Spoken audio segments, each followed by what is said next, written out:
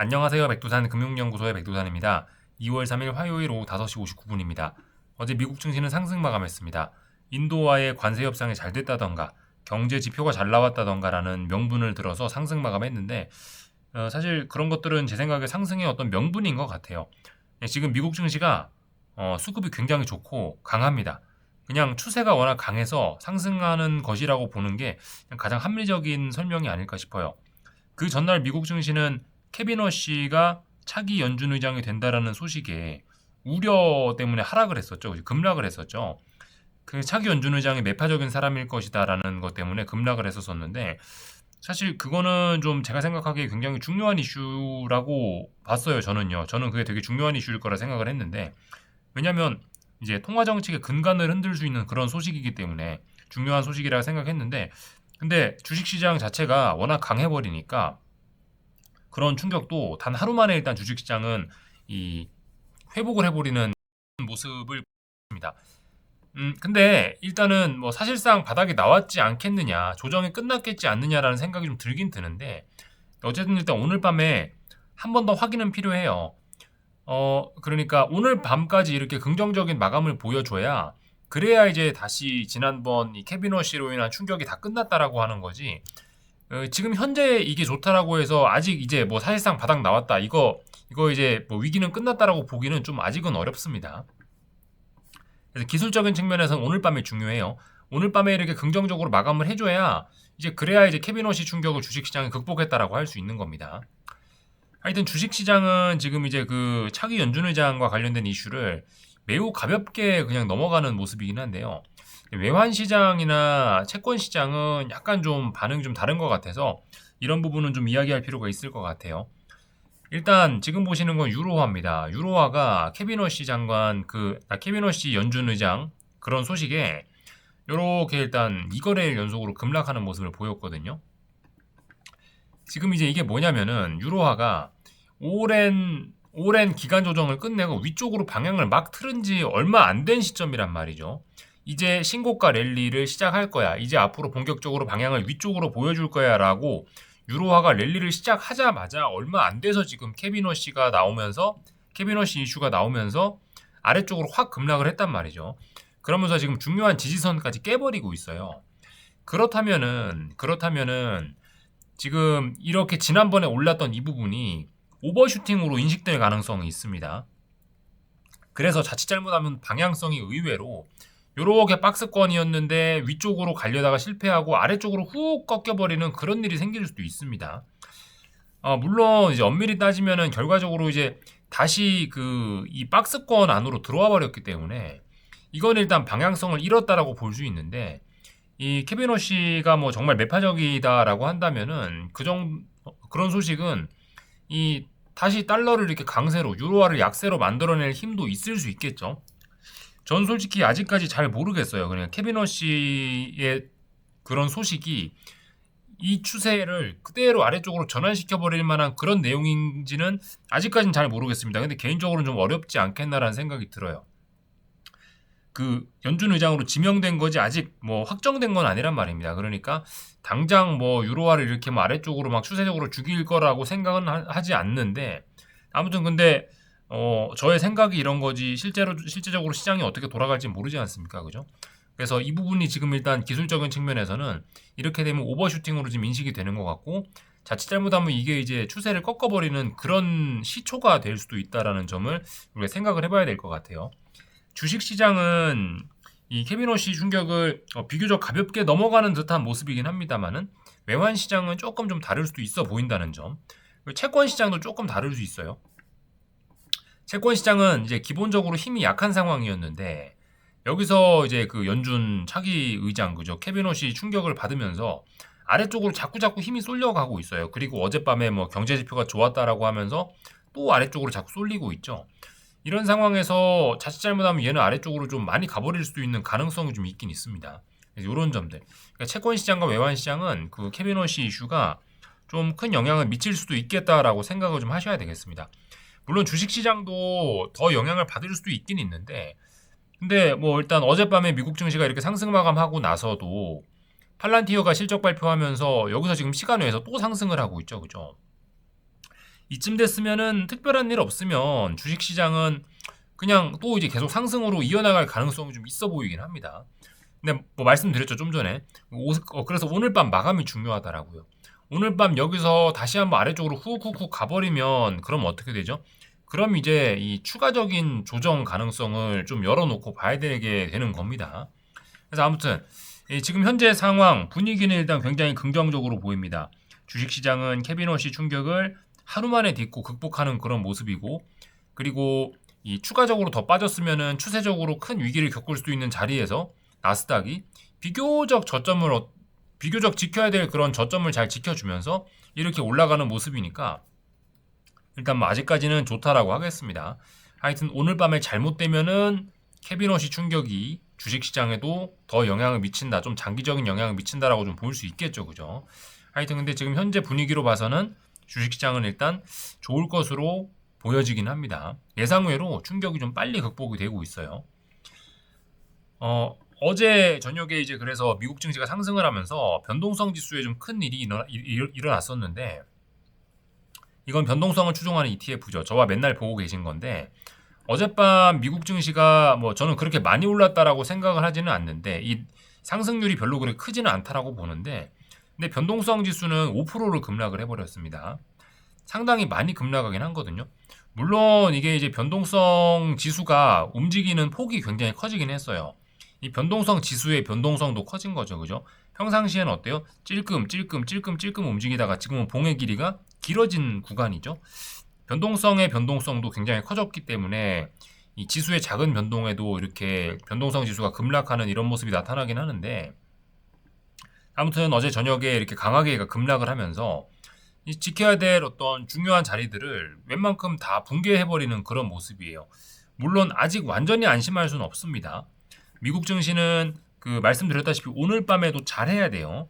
오늘 밤에 잘못하면은 또 다시 이제 문제가 좀 커질 수가 있긴 있는데, 아무튼 오늘 밤에 잘하지 못하면 어떻게 되느냐? 그러면 변동성이 이렇게 또 살아나면서 피곤해질 수 있는데, 아무튼 이 변동성이 지금 보시면은 이제 정말 안정이 되려면, 미국 증시가 완전히 안정이 되려면 어떻게 해야 된다?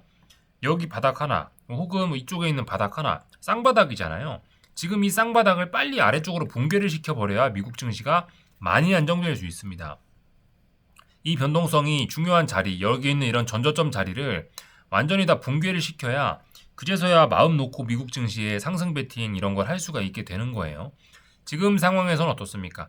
비록 이제 어젯밤에 얘가 급락을 하면서, 변동성이 급락을 하면서 이제 어떤 21선이라든가 5일선이라든가 이제 이런 거를 지금 강하게 붕괴시켜 놓은 상황이기 때문에, 일단 당장 변동성이 막 계속 튀어오르는 61선이나 혹은 이 위에까지 가는, 이 위에 있는 마디 가격까지 가는 그런 긴급한, 그런 발등의 급한 불은 일단 어젯밤에 상승으로 끄긴 껐는데, 불씨는 남아 있는 겁니다. 불씨, 여기 불씨가 이게 아래쪽으로 붕괴가 돼야 미국 증시가 완전히 안정되는 거죠. 지금은 불씨가 살아있어서 언제든 다시 튀어오를 수 있는 그런 상황입니다. 그리고 말씀드렸다시피 변동성 지수의 변동성도 굉장히 크기 때문에 삐끗하면 여기서 이게 많이 올라오면서 다시 불씨가 점화될 수 있죠.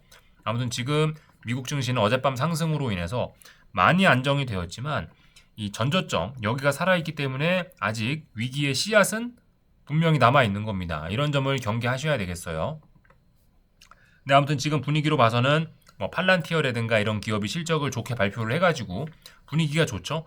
그러니까 아마 오늘 밤도 잘 풀리면서 미국 증시가 좀 더 안정될 것 같아 보이긴 합니다.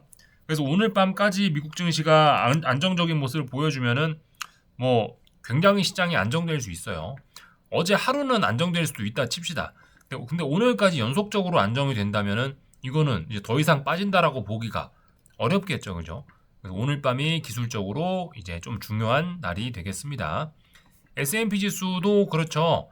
지금 여기 있는 이 자리가, 여기가 역사적인 고점, 이 중요한 저항 자리잖아요. 여기에서 한 번 밀리고 두 번 밀렸던 자리예요. 근데 지금 재차 도전한다라면 굉장히 좋은 의미가 될 수 있겠죠, 그죠? 그래서 오늘 밤에 상승 마감을 하면 S&P 지수도 중요한 저항을 돌파한 척하면서 신고가 랠리를 시작한다라는 그런 의미를 가질 수 있게 될 겁니다.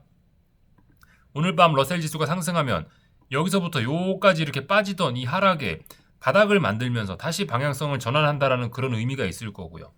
오늘 밤은 미국 증시의 방향을 다시 한번 바꿀 수도 있는 뭐 그런 날이라고 볼 수가 있겠습니다.